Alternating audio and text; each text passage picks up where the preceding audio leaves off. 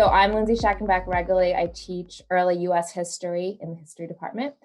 And today I'm going to be talking to Matthew Gordon, professor of the Philip R. Shriver, professor of history of the Middle East, Islamic and world history. And he's been kind enough to be interviewed for today's hot button history segment on the legacies of slavery in a global perspective. So, and he's teaching a graduate class on global slavery this semester. So Matthew, thanks for letting me interview you. I figured we'd first start with your research interests and then talk about the class you're teaching and finally reflect on global implications. So when we think about slavery, we tend to think of the transatlantic slave trade and of slaves being forced from Africa to the Americas. Yet you're an expert in Islamic and Middle East history, and you've done a lot of research on slavery. You've written about slaves and slave labor in the 3rd and 9th century Abbasid Empire, and as Shriver Chair, you gave your inaugural lecture 2 years ago on slavery in global historical perspective, Rome, Baghdad, and New Orleans. You also recently co-edited a collection of essays on enslaved and freed women across medieval and pre-modern Islamic history, nearly a millennium, titled Concubines and Courtesans, Women and Slavery in Islamic History. And the essays cover slavery along with gender, social networking, cultural protection, sexuality, and a host of other things. So can you please tell us a little bit about your scholarship on slavery and how Islamic slavery was different and or similar to slavery in the Americas? Basically, how has slavery varied across time and space? Yeah, so starting with my scholarship, I really started with my thesis back in '94 at Columbia. I was looking to do a topic in urban social history. And this would be the 9th century or the 3rd century of the Islamic period, but the 9th century as we know it. My advisor, Dick Bullitt at Columbia, suggested that I look at, or I do something on the theme of twin cities. So looking at Baghdad and Samarra, these were the sort of the two capitals of the Abbasid Empire at that point. And I thought that was a nice idea. I wanted to do something on urban social history. So I delved into the history. Wasn't finding as much as I wanted on particular topics, but then landed on the military forces that were barracked in the city of Samarra. And it turned out this was a slave military. These were people who, for the most part, had been, we think, captured on the Central Asian steppe or purchased on the Central Asian steppe and brought into the Islamic world, and particularly into the city of Samarra, trained as an elite military force. And so that ended up being the subject of my dissertation and then eventually my first book.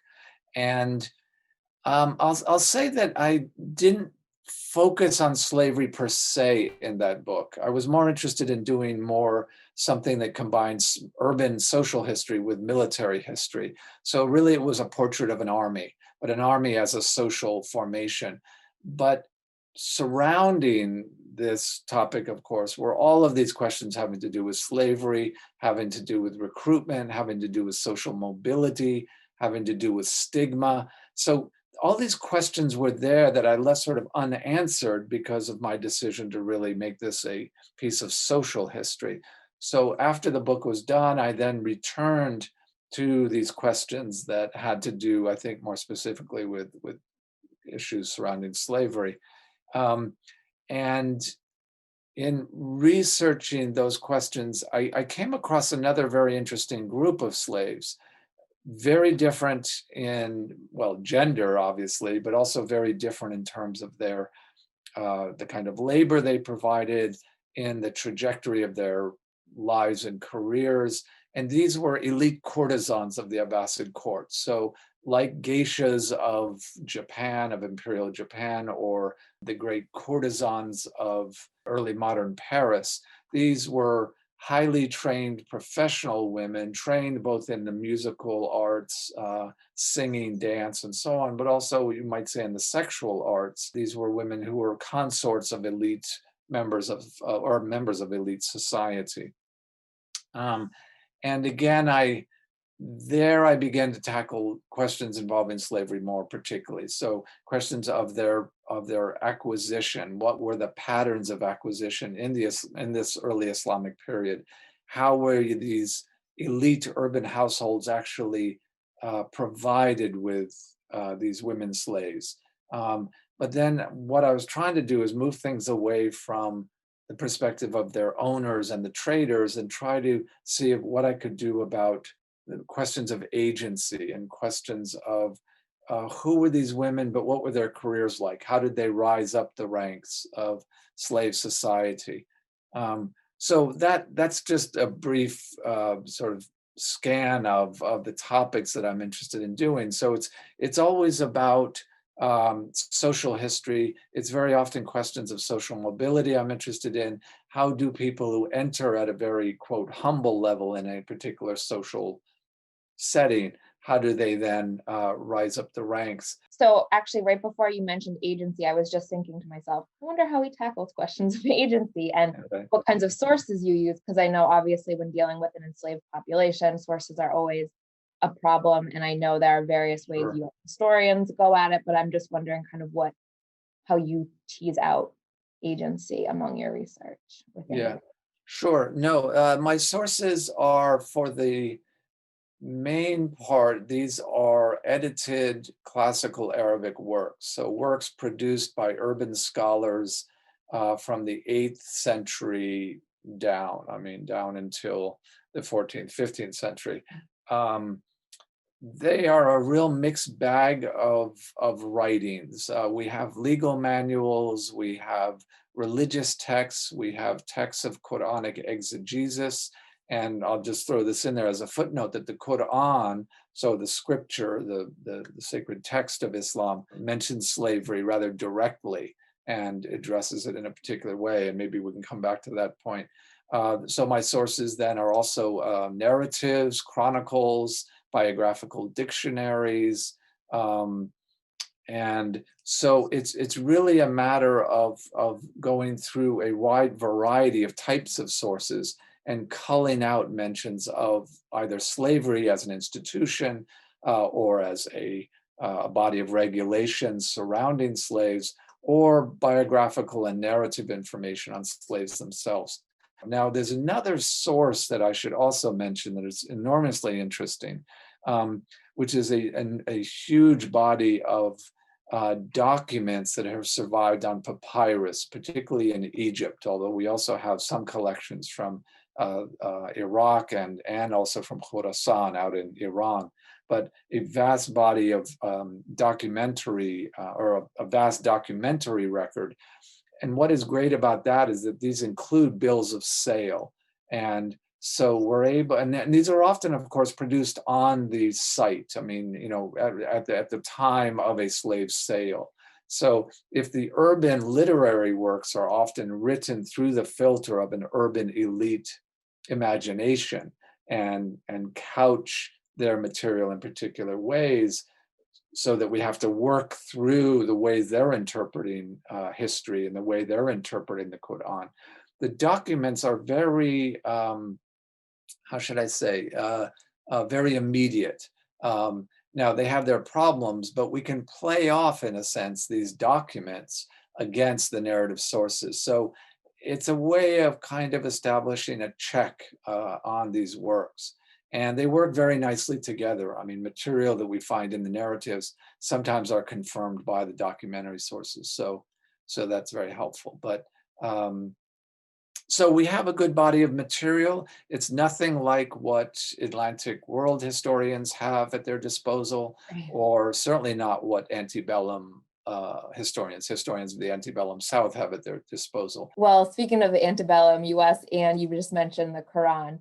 So Yeah. in one of my classes, we were talking about how slave owners began to use the Bible to justify slavery and kind of interpreted it in such a way as to make it seem as if it was a missive from God to enslave individuals.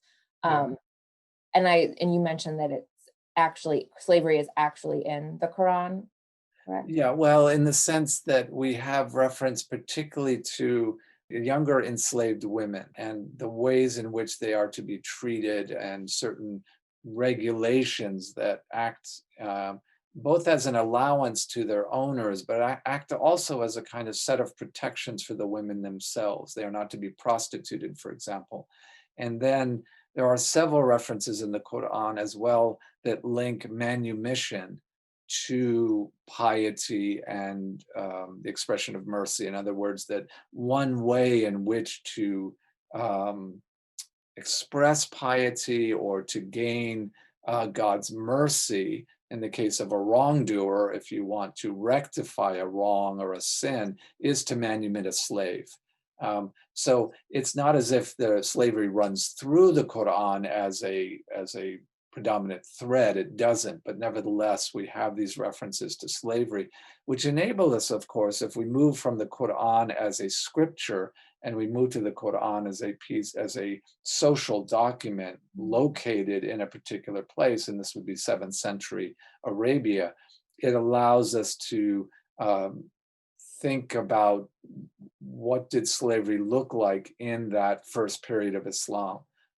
Because the Quran is one of the very few surviving texts that we have from that period. Most of the texts we use come later in the 9th century and afterwards, whereas the Quran, we can date, I think, safely to the 7th century. So it enables us to make connections with the Roman period that preceded it and the ancient Iranian period and patterns of slavery there and connect it with what's going on in Arabia. So now, as far as this question of justification, yes, certainly that when slavery is discussed in later texts and in later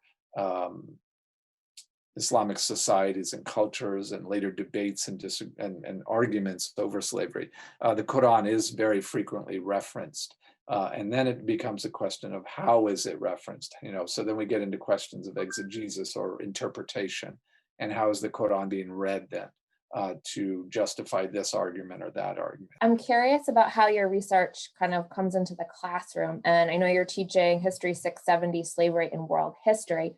Right. So can you tell us a little bit about the class and what you and the students are working on? And why did you choose to take kind of a world history approach? While there is certainly work that's been done in my field, so my field sort of brings together Middle Eastern, Islamic, and Arabic studies. I mean, it's a kind of, we've got sort of 3 disciplines that come together, I suppose, in my field.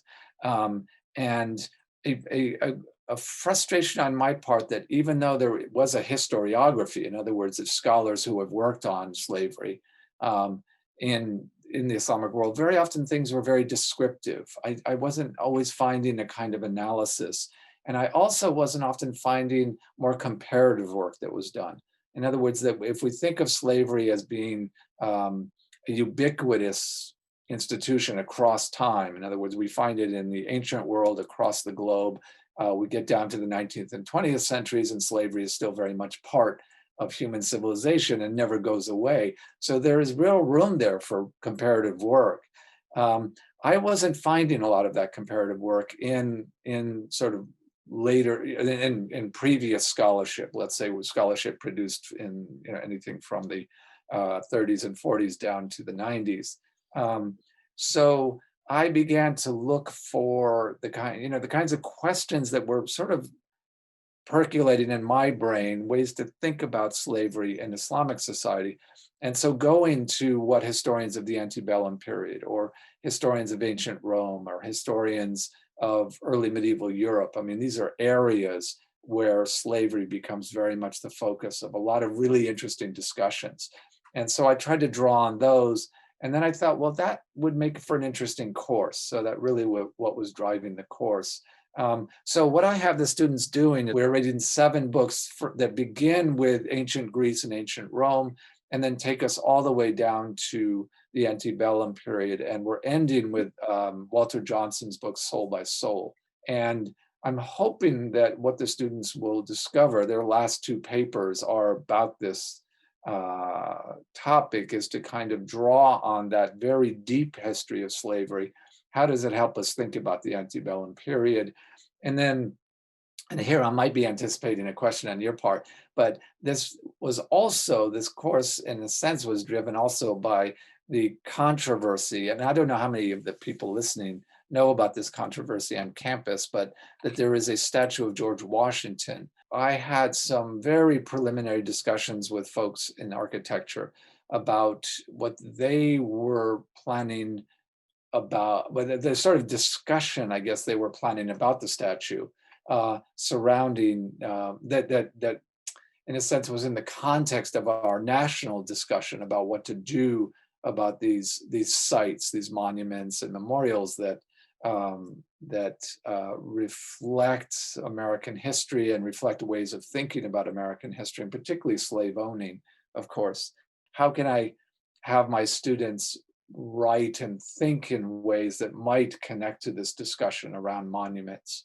So I'm having them do some readings on the recent discussions. It's been really, really interesting to see how the whole debate in the United States has, I think, partly sparked, but also joined a international conversation about what do we do about the legacy of slavery and the legacy of imperialism and the legacy of colonialism. These things all sort of join together. Excellent. Well, actually, kind of continuing on legacy and complicity in slavery. So I recently heard a talk by a Black Studies scholar and historian named Mary Hicks about her forthcoming book on enslaved Africans and Creoles who worked as crew members on board slave trading vessels in the 18th and 19th century. So she argues that these enslaved Africans used their expertise in seafaring to control the enslaved cargoes and to forge ties with white captains and crew members. So this made me think about the various discussions about African complicity and culpability in the slave trade, particularly their role in procuring captives for European slavers. Yeah. So yeah. what are your thoughts on complicity and culpability? How do we properly talk about agency? Yeah. Not to reveal too much to our audience about how the sausage is made here, but you had sent me a couple of questions in advance, and that was one of them, and I've been sort of mulling that over. I can't think, at least off the top of my head, about where this question comes up in my sources, but it does get me thinking about. Well, let me back up and say that one thing that is very striking about enslaved populations in the medieval Islamic period, so the 9th century in particular, the period that I'm interested in. And in a way, this is very much in contrast with what we're going to find in the Atlantic world and then the antebellum South, where it tends to be a very particular population. In other words, Africans, particularly West Africans, of different areas and different regions and cultures, but there's a commonality there. Whereas in the Islamic world in the 9th century, we're going to find a number of different populations are tapped into. It includes East Africans, certainly, but also North Africans, but also Indians, Armenians, Byzantines, Turks of different backgrounds. In other words, populations from a number of different regions bordering the Islamic Empire. So I then was thinking, okay, how much do we know about the trade and the processes whereby enslaved people arrive from these different regions into the Islamic world? And thinking about, okay, is complicity a useful way to think about the dynamics of each of these branches of this very sort of global slave trade?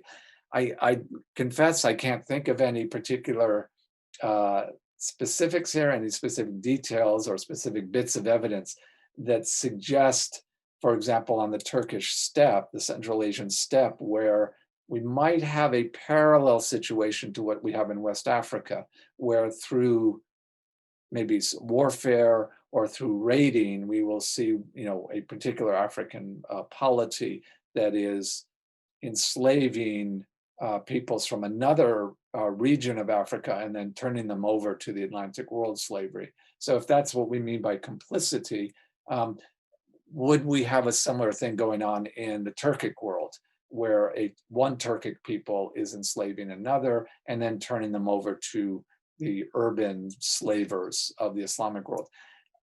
So it's an interesting question. I don't know. I don't really have an answer for you, but I think, again, I think that when I study the Islamic world, these are the kinds of questions that come out of a comparative angle, right?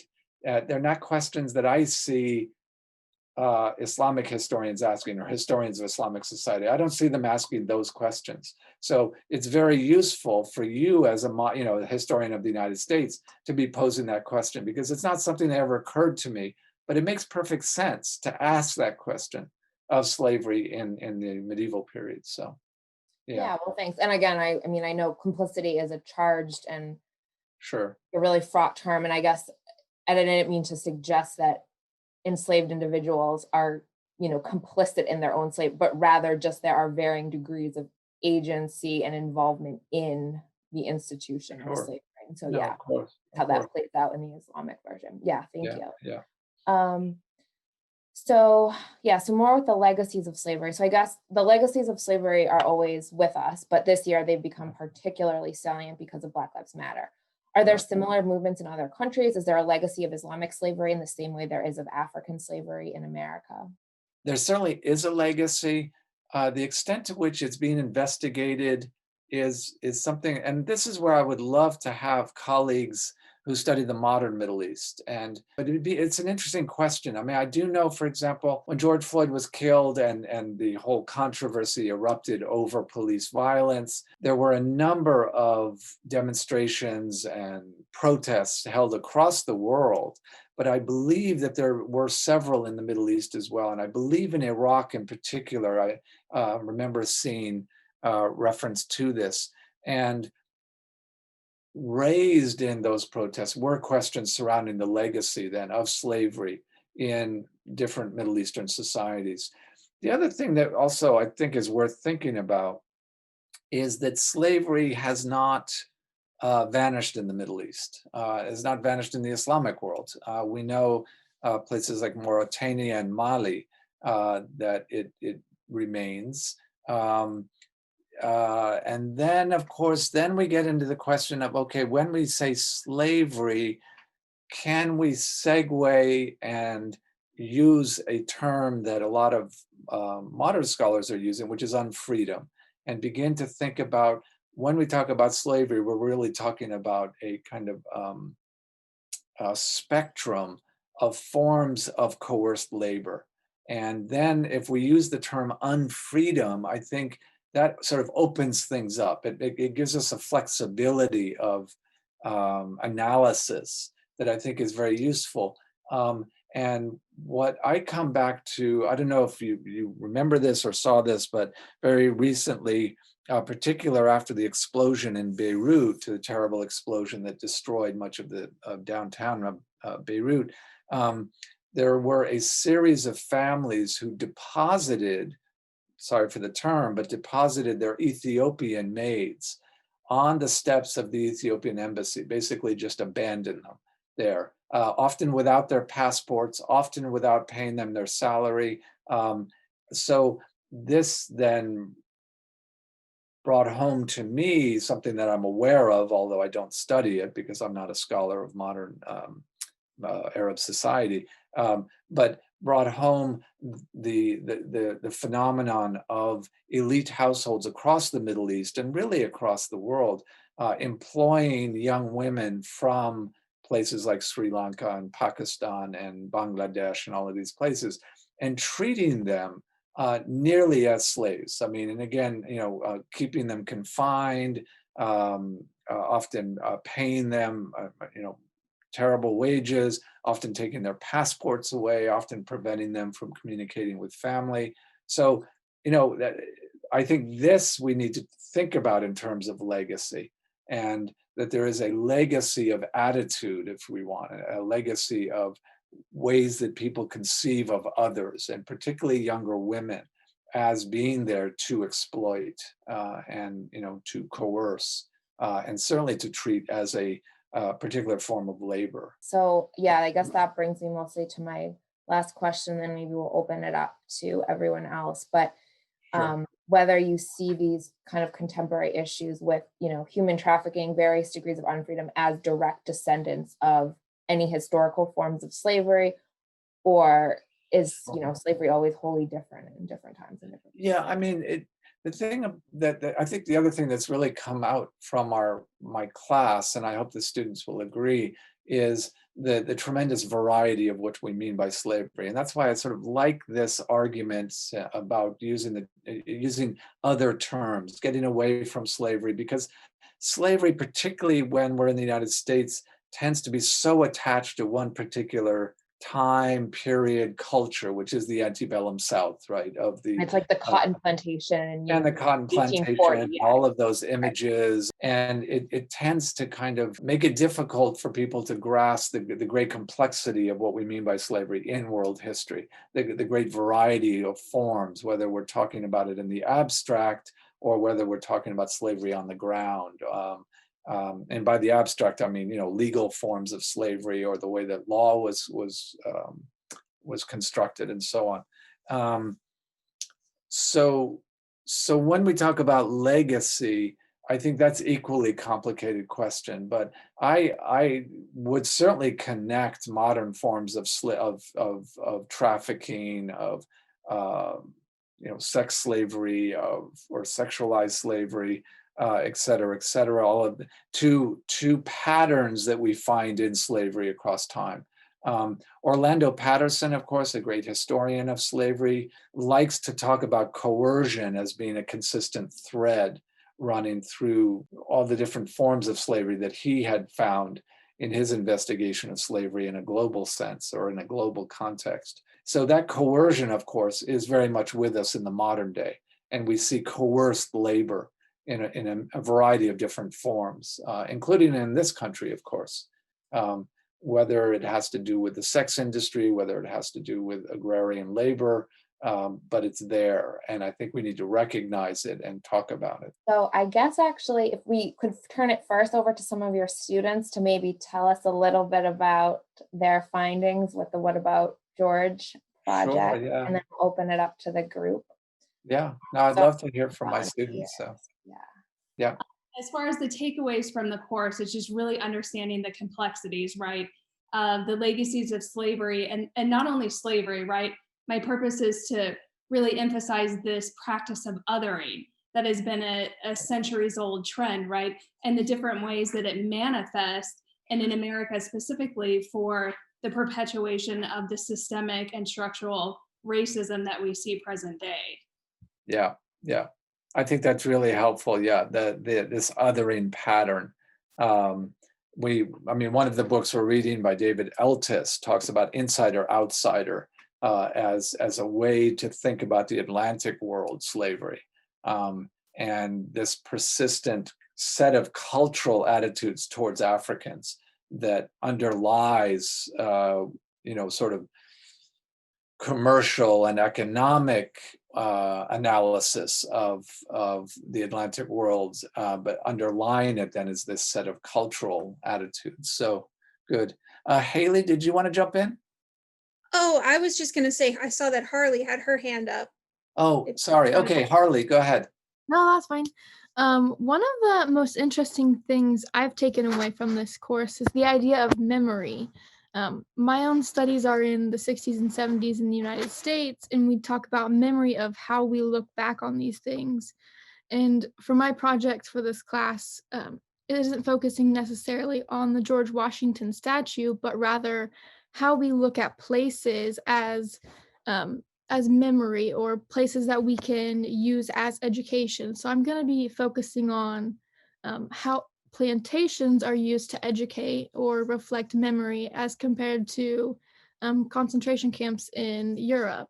Just this very distinct idea of one is very much an educational, somber, reflective place, and then plantations have become kind of a pop culture location for weddings or for family trips, or just like this difference in memory and how we see these different things. Okay. Yeah. I love that project.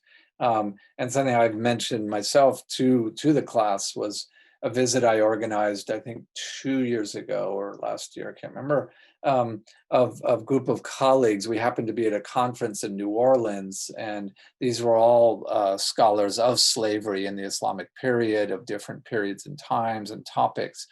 So I thought it might be good. So I organized a short sort of half-day study tour to what's called the Whitney Museum, or the Whitney Plantation Museum, which is about an hour north of New Orleans.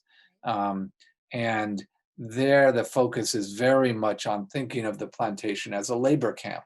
And the way they have set up the tours, and the way they highlight less the owner's building, the sort of, the plantation house with its long tree-lined entrance, et cetera, all the stuff that we find in kind of popular images that Harley's referring to, but the ways in which one is brought to the grounds of the plantation, and the barracks where the slaves were housed, and the kinds of labor conditions that they were subjected to, et cetera, et cetera. So it's rethinking then sites, and these sites of memory, that I think is really important to do. So yeah, I think Harley's project is great. So I can talk a little bit about what I'm gonna be focusing on, if that's. yeah, great. Yeah, please.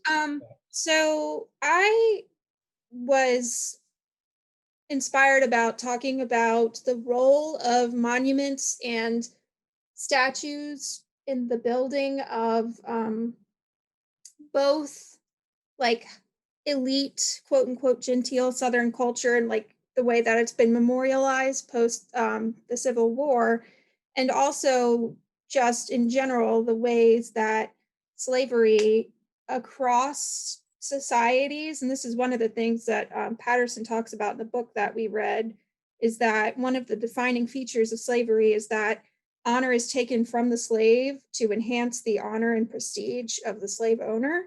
Mhm. So analyzing the ways that the monuments, like the George Washington Monument, contribute to this ongoing dialogue of honoring the slave owner, or the slave owning class that you could argue that the Washington statue is meant to represent, at the expense of the slaves themselves. And since it's a two-part paper, that'd be the first part. And the second part is going to be more of a discussion of how we can bring back the humanity and the agency of the slaves into the discussion. My proposal is something along the lines of somehow incorporating Own a Judge into Right.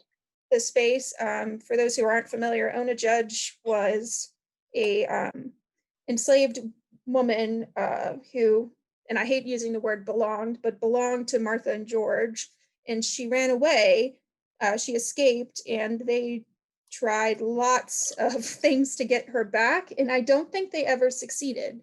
No, they So didn't. yeah, just she's a good example, I feel like, to juxtapose with George of, yes, this is one picture that we have of George Washington and of the founding generation of America. Here's the other side that we conveniently ignore most of the time. Right. And yeah, I mean,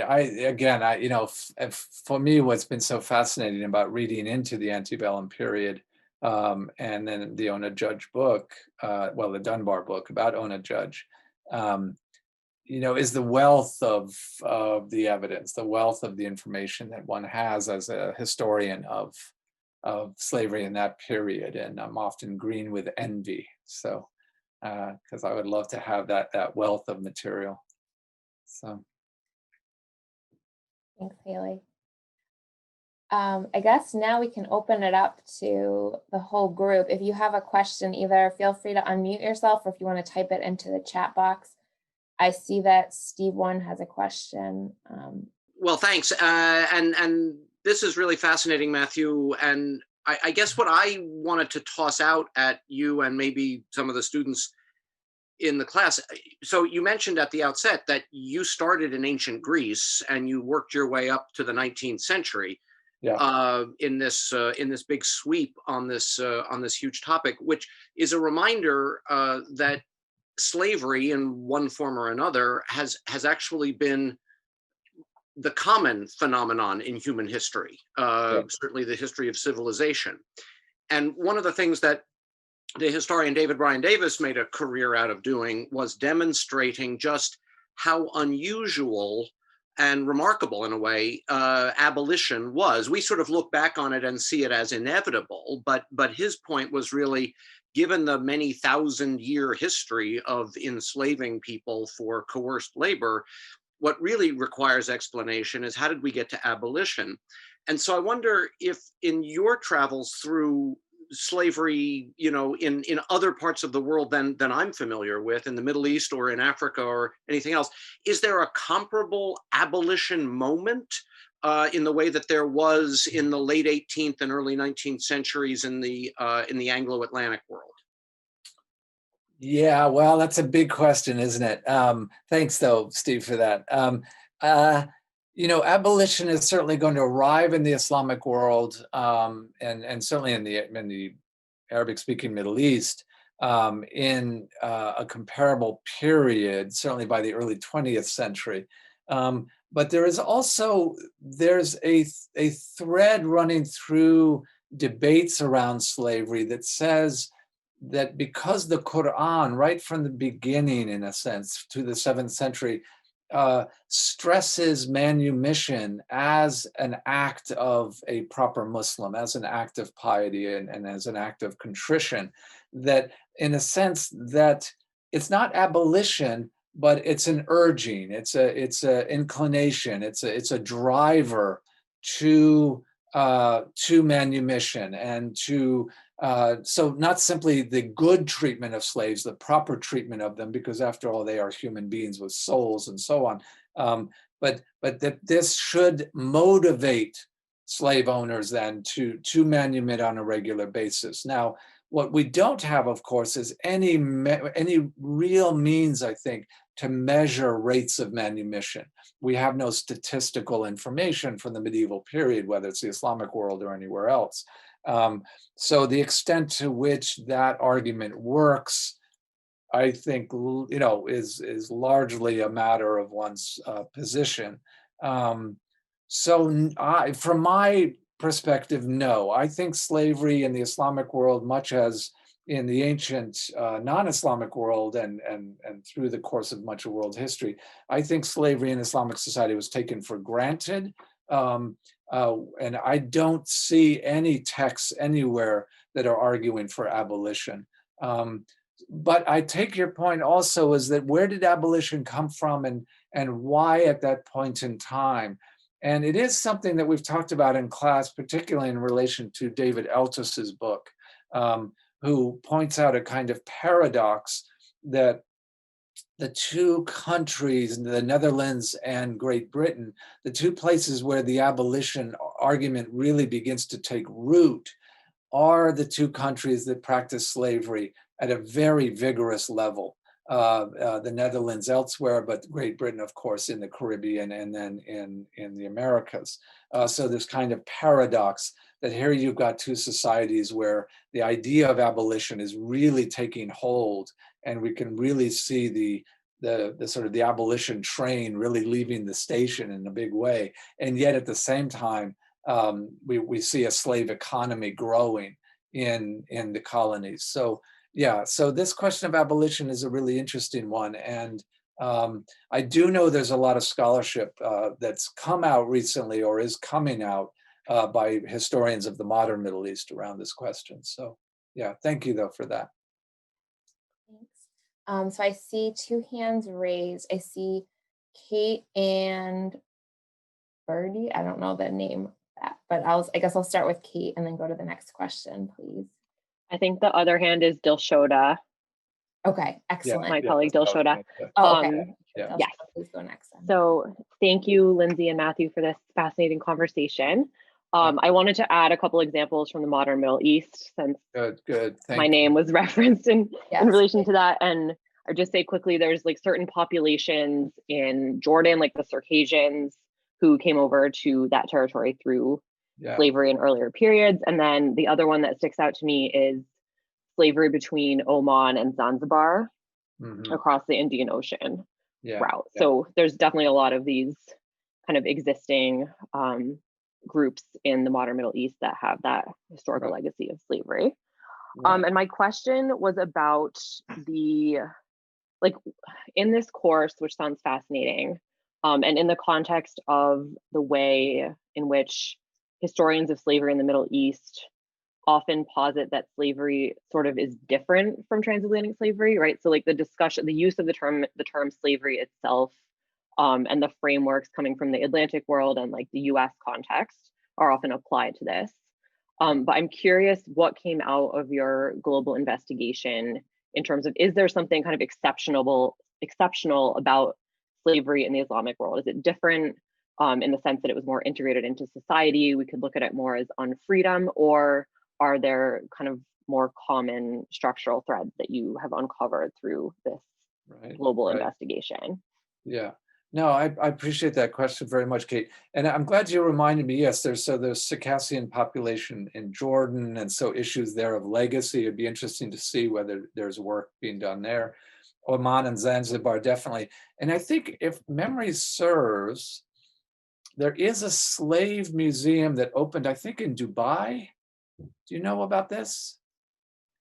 I had not heard of that, but that would be very interesting. And maybe I'll ask Nathan. Nathan French might have an answer. There is, and I know there's a slave museum in one of the Caribbean islands that opened not too long ago. So so this gets into these questions of legacy and need to be investigated. As far as the Islamic world, I will say that just because I didn't want to overload my students with too many readings, is that I decided not to give them a book on the Islamic world and rather just sort of make my own references to the Islamic case as we were having our discussions each Tuesday. So the question of what is different and what is the same, I think is absolutely an essential question to ask. And you're absolutely right that as far as we know, the predominance of slave labor in the Islamic, at least the medieval Islamic period, was domestic. It was in households. And of course, by household, we mean a large urban network. We're not just talking about a small core of people, but we're talking about large households. So that already is a contrast with, say, the antebellum period, where I think the vast majority were agrarian workers. I would also suggest that violence, the degree of coercion and degree of violence, is probably also a difference. In all the work that I'm doing on at least the medieval Islamic world, I'm not finding nearly the levels of violence. In other words, one did not work one's slaves to death. One did not put that onus of that physical and emotional onus on one's slaves. So I think that is also another thread that needs to be looked at. So just to cut to the chase, is that I think there are very important differences, but also some very important similarities as well. So, but that I think is for the world historian to hash out, is to try to figure out how do we locate the Islamic example in that larger framework and take advantage of the questions that, say, Roman historians are asking, but be very sensitive to the differences in setting, context, that what's happening in these Islamic centers is going to be different than what happens across the Roman Empire. And I think one important difference is that so much of the slave labor was provided in urban centers, was often provided by small groups of slaves, very often by individual slaves, and that's a really important contrast from the kind of plantation type of slavery that we find in the Roman Empire, or I think we find in China. We'll find it in medieval Europe, and then we find it, of course, in the antebellum period. So, yeah. Thank you, though, for the question. Appreciate it. Yeah. I guess I'll be the next one. Thank you, Matthew. And my Yeah, question hi. also relates more to your research than the current class. I'm Yeah. wondering, so you talked about a little bit about concubines, domestic workers. Was there a large number of slaves involved in the standing armies for some of the Muslim leaders? Yes, and that, again, this gets me back to the sort of start of our discussion, is this what is to many people who are unacquainted with Islamic history, a rather peculiar institution, which is the institution of military slavery. And I'm still working on this phenomenon when time allows. But yes, we have the phenomenon of what, I mean, to use a tricky term, and I think Kate knows that this is a tricky term, but the term Mamluk, which means owned. And this was a term that a later dynasty in Islamic history will use for itself. But the Mamluk then, this was a young man trained to be an elite warrior. And again, I'm simplifying things, but this is a form of military slavery. And we will find at a number of points in Islamic history where notables and very often caliphs or monarchs are surrounded by these kinds of elite enslaved soldiers. So I think what is puzzling, of course, in this case is why would you turn weapons over to enslaved persons? This is often a question I get. You know, why would you turn over the military resources and weaponry and training over to someone who is enslaved or to a freed person? And again, I think what this reflects is a kind of view from the antebellum period in the South, where very often, of course, that would be the very last thing you would do. And of course, slave owners and landholders in the antebellum South were terrified by the thought of slave rebellion, and the notion that you would arm slaves would be the last thing you would do in most cases. So it is a peculiar institution, and it's one that I'm trying to work through and talk about. And we'll find it all the way into the Ottoman period. I mean, the Ottoman Empire will employ a military force of this kind. And there's been a lot of good work done by scholars on this institution. So yeah, I was thinking of Ghaznavids, who were slave soldiers and then ended up becoming rulers. So that transition is also very interesting. Someone who used to be a slave soldier, then upon freedom, kind of grew in level of power and have become rulers in, especially coming from Central Asia. So there is that trend as well. I had also a second question, if I have it, if there is a time. That's okay with me. Lindsay, is that all right? Yeah, please. Yeah, go ahead. My second question was, how many of the slaves were freed for this idea of the atonement of sins of the slave holders? That was, I think there is a concept even is available, created for this idea of freeing the slaves to atone your sins. Well, again, I don't know if there's any possible way to measure this in a statistical way. Just as, for example, the practice of concubinage. We know that concubinage, which is mentioned in the Quran and figures very importantly in Islamic law, that concubinage was practiced, but by how many people, at what levels, at what rates? And manumission is a similar issue, is that it's certainly there. We have many examples of acts of manumission. I mean, I've got this sort of growing file on my computer of references to individual acts of manumission. So certainly I think many medieval Muslims and slave owners were driven by that impulse. In other words, that they took very seriously the act of manumission, whether during their lifetimes or it often would be on your deathbed, that this would be part of your legacy, that you would then manumit your slaves and not make it part of the inheritance that you then passed on to your heirs. But as far as rates and numbers, I don't know how we could possibly know, frankly. But I think it probably was fairly frequent. Maybe I'll just throw that in as my gut instinct. In any case, I think it was probably a pretty persistent pattern.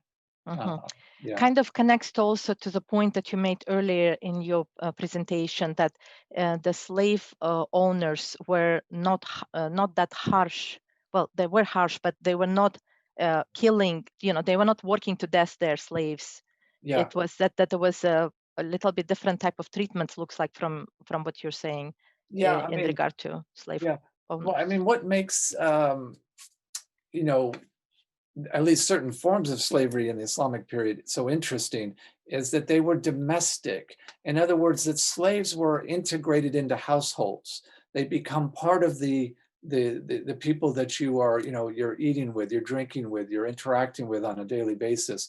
And then, of course, the side of concubinage that we want to pay attention to is that this is a slave woman, someone you own, who is bearing your children. And so here, I think that the interest on the part of historians to use emotions as a way to study history becomes, it is something that comes into play here, is to think about the emotional ties that are formed between enslaved persons and then the people who own them. And this, of course, is a controversial point in the study of the antebellum period. But I think has to be recognized as an important ingredient here in looking at slavery in the medieval Islamic period. And it's interesting, again, I've got this growing, mass of references to, to emotional ties of all sorts. People manumitting slaves and then marrying them, or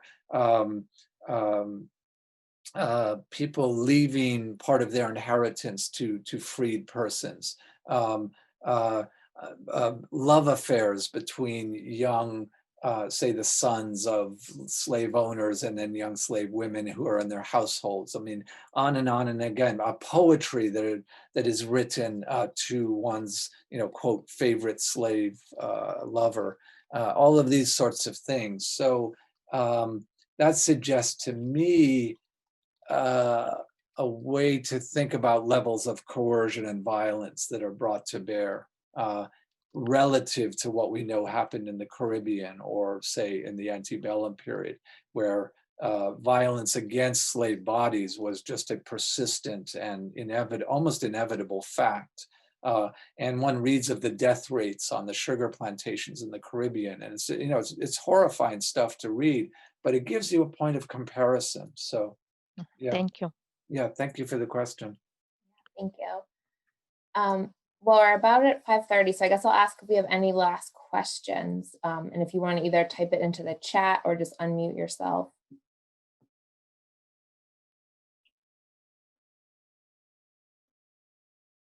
I have a question.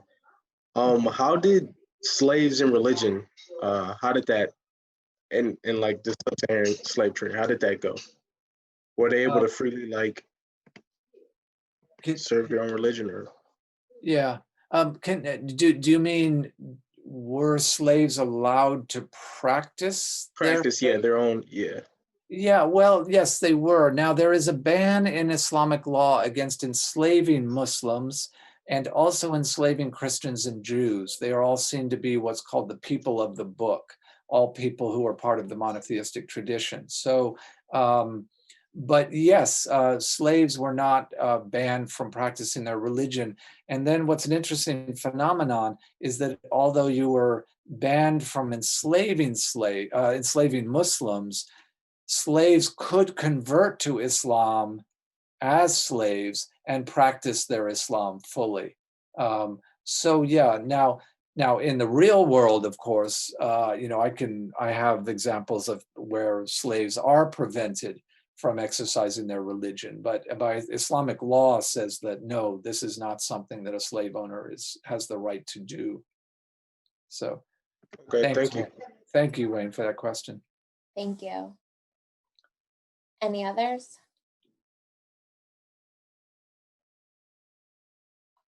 All right, well, let's give Dr. Gordon, a little round of applause. Thanks so much. And thank you to the audience for your great questions and participation into your History 670 class. All right, thank you so much, Lindsay, and thank you. Yes, I'll share the thanks to everyone who appeared. So thank you, and thank you for the questions. Okay, great. Thank you. Bye, Okay. everybody. Bye, everyone.